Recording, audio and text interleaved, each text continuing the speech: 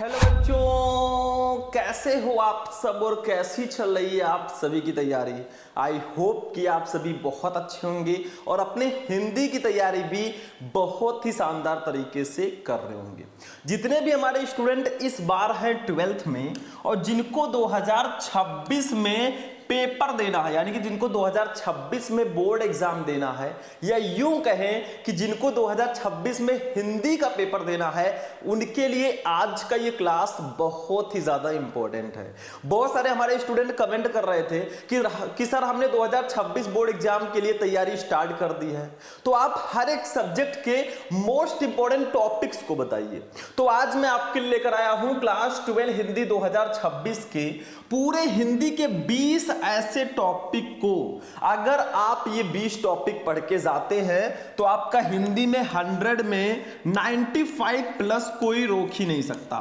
इतना तो आएगा ही आएगा, क्योंकि आज मैं आपको बताऊंगा हिंदी में आपको किस चैप्टर का गद्यांश पढ़ना है, किस चैप्टर का पद्यांश पढ़ना है, जीवन परिचय कौन सी पढ़नी है, कहानी कौन सी पढ़नी है, खंड काव्य कौन सा पढ़ना है, संस्कृत गद्यांश किस चैप्टर से आएगा, संस्कृत पद्यांश किस चैप्टर से आएगा, रस छंद अलंकार कहां से आएंगे, पत्र कौन सा आएगा, निबंध कौन सा आएगा। पूरे हिंदी का ऑपरेशन आज के इस वीडियो में करने वाले हैं। जब भी मैं नया सत्र स्टार्ट करता हूं, ये वीडियो मैं स्टूडेंट को देता हूं। लाखों बच्चे इस वीडियो को देखकर अगले साल पास हुए हैं, तो इस साल आप भी बहुत अच्छा नंबर लेकर आएंगे। पूरे हिंदी में बस इतना पढ़ लो, 100 में 100 लेकर आओगे मेरे भाई। पूरे हिंदी के बुक को एनालाइज करके मैं ये क्लास लेकर आया हूं। आगे देखो, थोड़ा सा और देखो, 2026 में 95 प्लस की हमारी तैयारी है। पूरे बुक का ये निचोड़ है, इससे बाहर कुछ नहीं आने वाला, बस इतना पढ़ लो। हिंदी आप सभी को पता है एक स्कोरिंग सब्जेक्ट होता है, इसमें आप 100 में 95 प्लस, जो बहुत ब्रिलियंट बच्चा है वो तो लाएगा ही लाएगा, लेकिन जो थोड़ा स्लो होते हैं ना वो भी लेकर आते हैं, क्योंकि हिंदी में ज्यादातर चीजें फिक्स होती हैं। तो चलिए आज के इस क्लास को स्टार्ट करते हैं। बस वीडियो को आप लोग जितना हो सके लाइक करना और चैनल पर नए, चैनल को सब्सक्राइब कर लेना, ये हमारे लिए मोटिवेशन है। चलो देखो भैया, सबसे पहले अगर हम बात करें तो हिंदी के पेपर की अगर हम बात करें तो हिंदी का पेपर 2 खंड में डिवाइड होता है। सबसे पहले होता है खंड का, जो कि टोटल 50 नंबर का होता है। खंड का में आपके हिंदी के बहुविकल्पीय प्रश्न, गद्यांश, पद्यांश, साहित्यिक परिचय, कहानी और खंड काव्य होते हैं, टोटल 50 नंबर के। खंड खा में जो होता है वो मैं अभी आगे आपको बताऊंगा। मतलब हिंदी संस्कृत का गद्यांश, पद्यांश, हिंदी व्याकरण के प्रश्न, रस छंद अलंकार, पत्र लेखन, निबंध, ये सब उसमें होते हैं। तो सबसे पहले खंड का की अगर बात करें भैया, तो हिंदी का जो बहुविकल्पीय प्रश्न है ये 10 नंबर का आता है। देखो मैं आपको लास्ट में ये भी बताऊंगा कि कौन कौन से टॉपिक हिंदी में 100% फिक्स होते हैं, मतलब उसको कोई काट ही नहीं सकता। 33 नंबर के टॉपिक है जो 100% फिक्स हैं, जो मैं बताऊंगा वही आएगा, कोई भी टीचर उसको बता सकता है हिंदी का। ठीक है, देखो अब बहुविकल्पीय प्रश्नों की बात करें तो बहुविकल्पीय प्रश्न एक ऐसा टॉपिक होता है ना जो कहीं से भी दिया जा सकता है। क्वेश्चन पेपर बनाने वाला कहीं से भी भैया हिंदी का बहुविकल्पीय प्रश्न दे सकता है। इसमें 100% कुछ फिक्स नहीं होता बहुविकल्पीय प्रश्न में। आगे की जो चीजें होंगी उसमें फिक्स है, लेकिन बहुविकल्पीय प्रश्नों में कहां से कौन सा क्वेश्चन आ जाए ये बिल्कुल फिक्स नहीं है, लेकिन कुछ हिंट मैं दे सकता हूं। देखो हिंदी गद्य का जो इतिहास है, इससे 5 नंबर के बहुविकल्पीय प्रश्न पहले आएंगे, जो कि आप अगर शुक्ल युग के बारे में पढ़ लेते हैं, शुक्ल युग, शुक्लोत्तर युग के बारे में कुछ विधाएं पढ़ लीजिए, जैसे निबंध, उपन्यास, कहानी, आलोचना, इन्हीं सबसे रिलेटेड क्वेश्चन आपके 5 नंबर में हिंदी गद्य साहित्य से आते हैं। आगे देखो भैया, ध्यान से समझो सारी चीजें। अभी मैं आपको आगे आगे जो 100% फिक्स टॉपिक है उसको भी मैं बताऊंगा। अरे अभी तो पार्टी शुरू हुई है, आगे आगे देखिए होता है क्या। काव्य साहित्य, मतलब हिंदी काव्य साहित्य के इतिहास से भी 5 नंबर के क्वेश्चन आता है, मतलब 5 हिंदी गद्य साहित्य से, 5 हिंदी पद्य साहित्य से, दोनों मिलाकर 10 नंबर के क्वेश्चन आपको बहुविकल्पीय प्रश्न दिए जाते हैं। काव्य साहित्य में जैसे आप आधुनिक काल, भारतेंद्र युग, द्विवेदी युग, छायावादी युग, प्रगतिवादी युग, नई कविता, इन्हीं से रिलेटेड क्वेश्चंस आते हैं। देखो स्टूडेंट, इसमें एक ही आइडिया है आपके लिए, एक ही चांस है।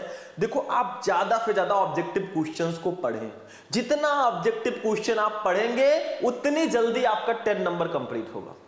बिल्कुल ये भी फिक्स है, बस आप पहले उन क्वेश्चंस को पढ़ें जो बहुत ज्यादा इंपॉर्टेंट है। बाय द वे हम आपको सारी क्लासेस प्रोवाइड कराएंगे जब तक है आपके भैया शुभम, नो टेंशन। ठीक है, बिल्कुल टेंशन फ्री रहिए, सारी चीजें मैं आपको बताऊंगा। एक एक सब्जेक्ट का ऐसा ऐसा क्लास मैं आपको दूंगा कि टेंशन फ्री आप लोग रहिए। चलो आगे देखते हैं मेरे भाई। अब चलते हैं महत्वपूर्ण गद्यांश पे। देखो भैया बहुविकल्पीय प्रश्न वाला सेक्शन हमारा कंप्लीट हो चुका है।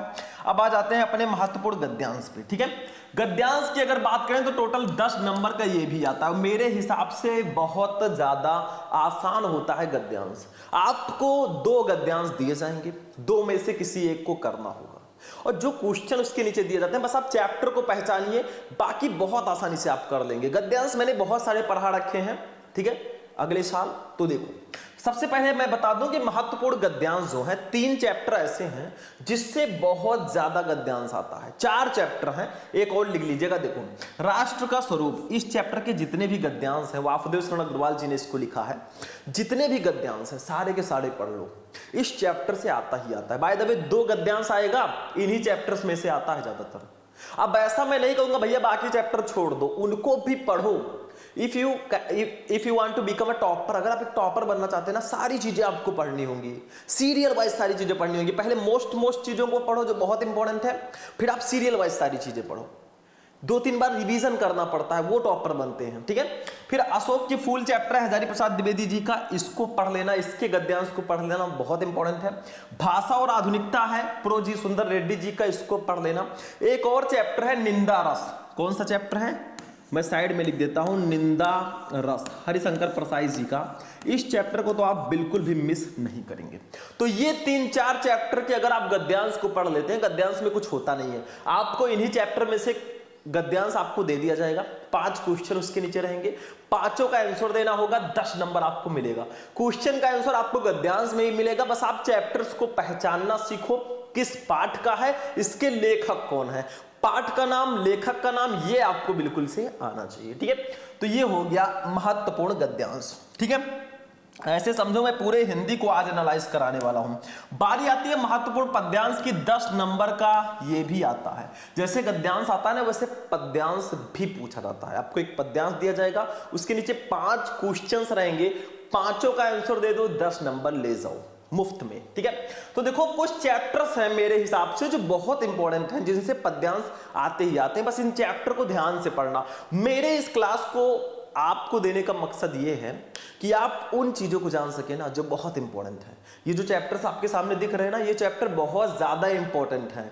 बाकी के जो चैप्टर्स हैं उनको बिल्कुल आप पढ़िए, मैं ऐसा नहीं कहूंगा कि आप उनको ना पढ़ें, लेकिन इन चैप्टर को मिस ना कीजिए, ये मैं कहना चाहूंगा। ठीक है, देखो पवन दूतिका जो हमारा है, पवन दूतिका चैप्टर जो है अयोध्या सिंह उपाध्याय हरिओत जी का, इस चैप्टर को हिंदी मीनिंग के साथ पढ़ देना भैया, 5 नंबर 10 नंबर कंप्लीट रहेगा। कैकेयी का अनुताप है मैथिली शरण गुप्त जी का, श्रद्धा मनु है जयशंकर प्रसाद जी का। इन चैप्टर्स से पद्यांश आते हैं, मतलब इन्हीं चैप्टर में ये एक लिमिट है, लक्ष्मण रेखा है, इसी के अंदर से ही पद्यांश आने वाले हैं। गीत है महादेवी वर्मा जी का, इस चैप्टर के पद्यांश को आप पढ़ लेना। नौका बिहार है हमारे सुमित्रा नंदन पंत जी का शायद है, इसको पढ़ लेना। मतलब इतने चैप्टर आपके बिल्कुल से कंप्लीट होने चाहिए। मेरे कहने का मतलब ये है कि इन चैप्टर्स के जितने भी आपके लाइंस हैं उनका हिंदी मीनिंग के साथ आपको अनुवाद आना चाहिए, पहचानना आना चाहिए कि ये इस चैप्टर का पद्यांश है। बस मैं इतना कहना चाहता हूं, बाकी आगे आपके ऊपर है आप क्या कर रहे हैं क्या नहीं। ठीक है, चलो आगे बढ़ते हैं।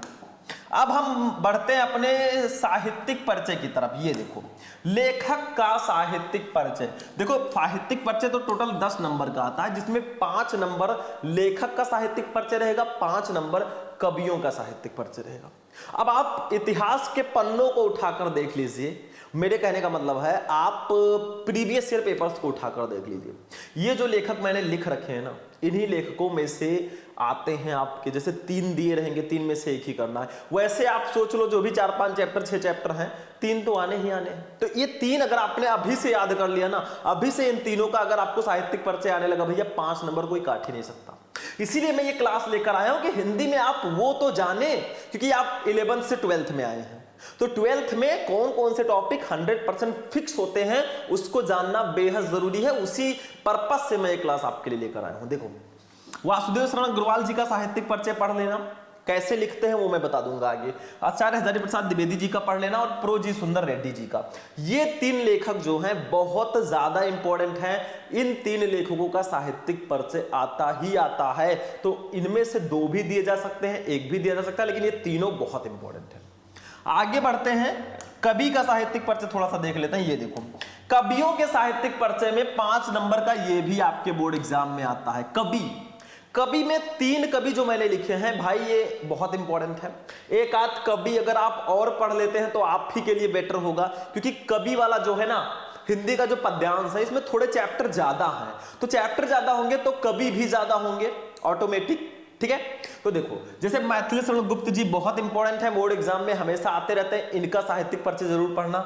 जयशंकर प्रसाद जी बहुत इंपॉर्टेंट है, हाई स्कूल से हमारे साथ हैं और इंटरमीडिएट में भी आपको ये 5 नंबर दिलाने का दमखम रखते हैं।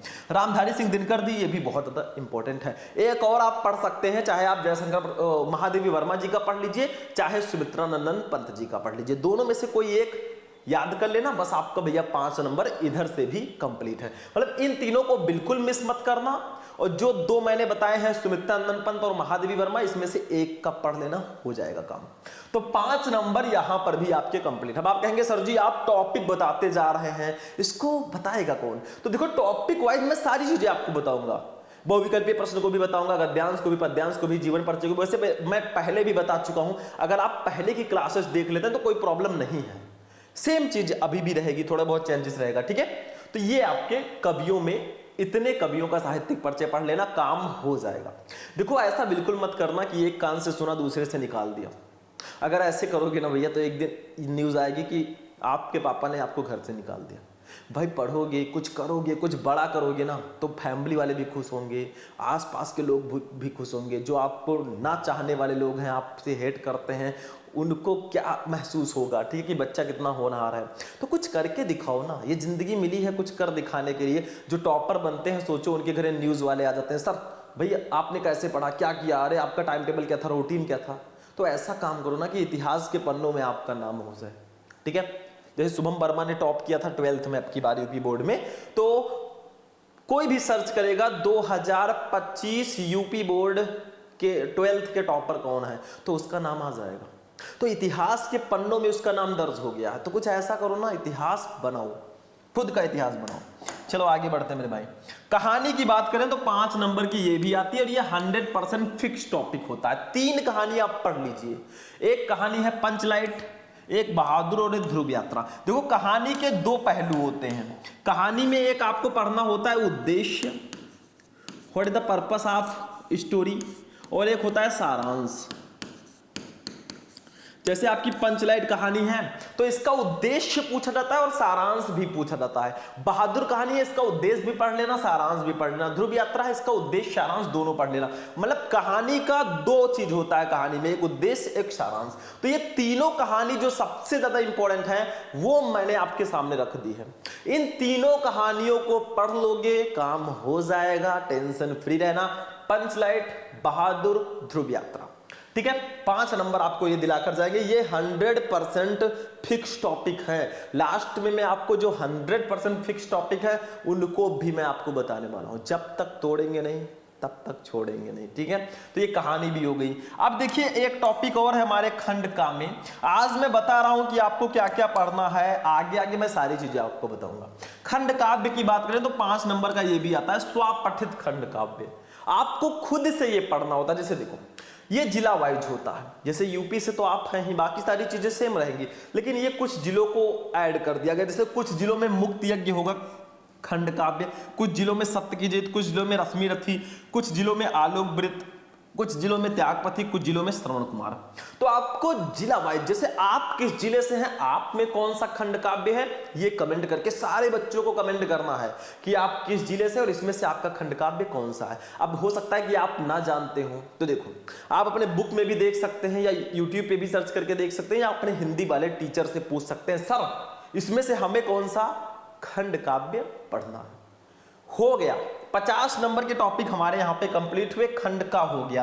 कैसे जानेंगे 50 नंबर हमारा कंप्लीट हो चुका है, देख लो, बता देता हूं। देखो, 10 नंबर बहुविकल्पीय प्रश्न, 10 नंबर गद्यांश, 10 नंबर पद्यांश, 10 नंबर साहित्यिक परिचय, मतलब 5 लेखक का 5 कवि का, 5 नंबर कहानी, 5 नंबर खंड काव्य। टोटल ऐड करो, ये 50 नंबर का टॉपिक हो चुका है।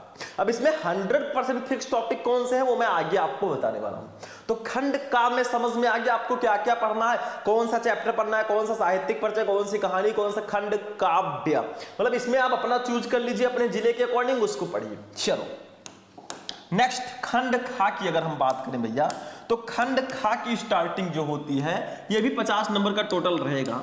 इसमें सबसे पहले हिंदी संस्कृत का एक गद्यांश आपको दिया जाएगा, 2 दिया जाएगा, करना एक ही होगा, 7 नंबर का ये रहेगा हिंदी संस्कृत का गद्यांश। किस चैप्टर से हिंदी संस्कृत के गद्यांश आते हैं, कौन कौन से चैप्टर बहुत ज्यादा इंपॉर्टेंट है वो आपके सामने है, ये रहा आपकी स्क्रीन पर। सबसे पहला चैप्टर जातक कथा। जातक कथा में उलूक जातकम, नृत्य जातकम 2 शीर्षक हैं। इस चैप्टर को पूरी तरह आपको पढ़ना है हिंदी मीनिंग के साथ। मतलब ये चैप्टर बहुत स्पेशल है, 7 नंबर आपको कंप्लीट करा देगा। संस्कृत भाषा या महत्व, मतलब संस्कृत भाषा का महत्व क्या है, ये चैप्टर भी बहुत ज्यादा स्पेशल है। ये 4 चैप्टर जो पढ़ लेगा ना 7 नंबर उसका 100% फिक्स है। लेकिन जो चैप्टर बच रहे हैं उनको भी पढ़ना, ऐसा नहीं है भैया यही पढ़ के बैठ गए, पढ़ो, कम टाइम है इसको पढ़ लो, भाई आपके पास समय है, पढ़ लेना सारे चैप्टर। महामना मालवीय चैप्टर और पंचशील सिद्धांता चैप्टर, ये जो 4 चैप्टर है ना, इन 4 चैप्टर को हिंदी मीनिंग के साथ पढ़ लो, चैप्टर पहचानना सीख लो, ये 7 नंबर आपका कोई काट ही नहीं सकता, आप लिख कर ले लो, ठीक है। तो संस्कृत गद्यांश का खेल खत्म हो गया, आगे बढ़ते हैं। समझ में आ रहा है, सारी चीजें ध्यान से समझो। तो संस्कृत गद्यांश ये आपका था। आगे देखो, संस्कृत पद्यांश या श्लोक की बात करें तो टोटल 7 नंबर के ये भी पूछे जाते हैं। इसमें 2 चैप्टर बहुत इंपॉर्टेंट है, 100% ये फिक्स टॉपिक है। क्यों? क्योंकि इसमें एक चैप्टर है सुभाषित रत्नानी, इसी में सारे श्लोक हैं। अगर आप इस चैप्टर को हिंदी मीनिंग के साथ, इसमें जितने भी श्लोक हैं सबको हिंदी मीनिंग के साथ पढ़ लेते हो भैया ना, 7 नंबर कोई काट ही नहीं सकता, कोई नहीं काट सकता। हाँ मैंने जातक कथा लिखा है, इसमें 1-2 श्लोक है, महामना मालवीय में भी 1-8 श्लोक है, मतलब सबसे मेन चैप्टर ये है। इस चैप्टर से आपका श्लोक आएगा ही आएगा, बाकी के जो चैप्टर है उसमें 1-1 श्लोक है, उसको तो आप पढ़ ही सकते हो। ये 100% फिक्स टॉपिक है, ठीक है। मतलब ये आपका 100% फिक्स है। इस चैप्टर को पढ़ लो, 7 नंबर वैसे ही कंप्लीट, बाकी 1-2 श्लोक है उसको तो आप पढ़ ही सकते हो। चलो आगे देखते हैं मेरे भाई।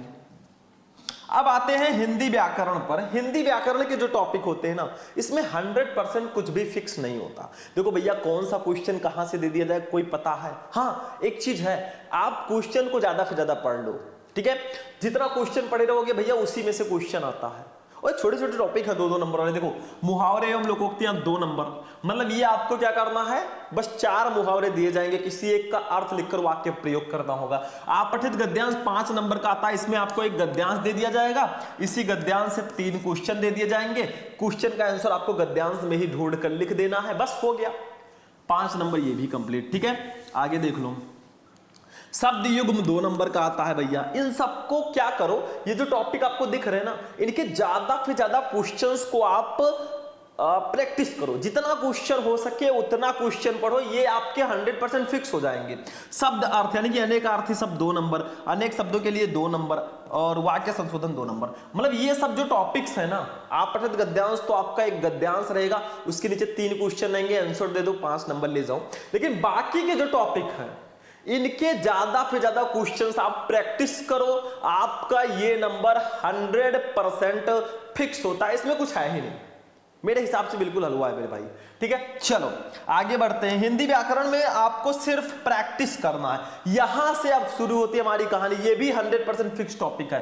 रस छंद अलंकार आएगा, देखो रस 2 नंबर का है, इसमें 4 रस अगर आप पढ़ लेते हो परिभाषा और उदाहरण के साथ, 2 नंबर कंप्लीट। एक श्रृंगार रस, करुण रस, हास्य रस और वीर रस, ठीक है। इन चारों रस को अगर आप पढ़ लोगे ना, आपका 6 नंबर बिल्कुल, सॉरी 2 नंबर बिल्कुल कंप्लीट हो जाएगा, ठीक है। समझ में आ रहा है? रस में ये चारों रस आपको पढ़ने। वैसे रस छंद अलंकार तीनों को मैंने एक ही क्लास में पढ़ा रखा है, तो आप लोग सर्च करके जाके देख लेना, ठीक है। अब इसके बाद में आते हैं हम छंद पे। छंद की बात करें तो 2 नंबर का ये भी आता है, इसमें 3 छंद आपको पढ़ लेना, दोहा, सोल्ठा, चौपाई। इन तीनों को आप परिभाषा और उदाहरण के साथ पढ़ लो भैया, 2 नंबर ये भी आपके 100% फिक्स है, कोई काट ही नहीं सकता। इसके बाद में चलिए अलंकार पे चलते हैं, ठीक है। अलंकार पे आ चुके हैं। अलंकार भी होता है आपका 2 नंबर का। इसमें देखो, इसमें 5 अलंकार आपको पढ़ना है। अलंकार ज्यादा है भाई तो थोड़ा ज्यादा पढ़ना पड़ेगा।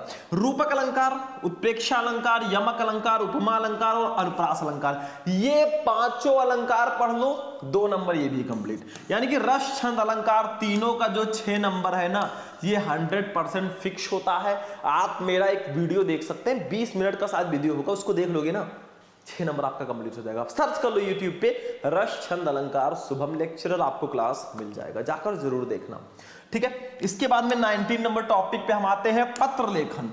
देखो पत्र लेखन आपका 6 नंबर का आता है। इसमें कुछ पत्र मैं आपको बता देता हूं किससे रिलेटेड पत्र आता है।